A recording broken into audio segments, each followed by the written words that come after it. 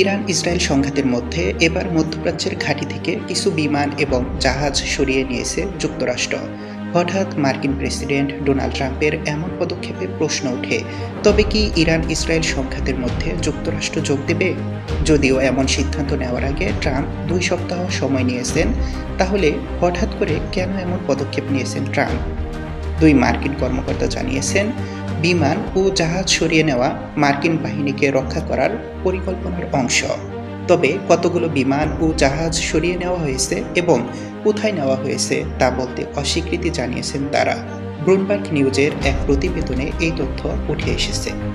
এদিকে আরব নিউজের এক প্রতিবেদনে বলা হয়, একজন মার্কিন কর্মকর্তা জানিয়েছেন, যেসব বিমান শক্ত আশ্রয়কেন্দ্রে ছিল না সেগুলো আল উদে ঈদ ঘাঁটি থেকে এবং নৌবাহিনীর জাহাজগুলো বাহরাইনের একটি বন্দর থেকে সরিয়ে নেওয়া হয়েছে, যেখানে সামরিক বাহিনীর 5ম নৌবহর রয়েছে। এই কর্মকর্তা আরও বলেন, এটি কোনো অস্বাভাবিক বিষয় নয়, এটি বাহিনীর সুরক্ষার অগ্রাধিকার।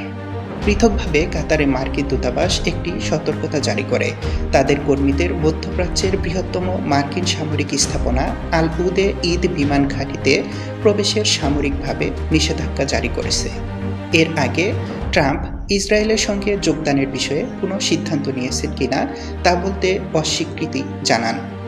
হোয়াইট হাউসের বাইরে গণমাধ্যম কর্মীদের তিনি বলেন, আমি এটা করতে পারি, আবার নাও করতে পারি, মানে কেউ জানে না আমি কি করব।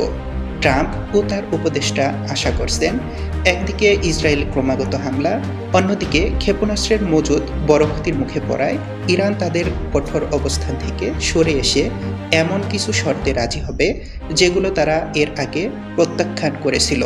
এর মধ্যে রয়েছে ইউরেনিয়াম সমৃদ্ধকরণ কার্যক্রম পুরোপুরি পরিত্যাগ করা। ডেস্ক রিপোর্ট, দৈনিক দেশকাল।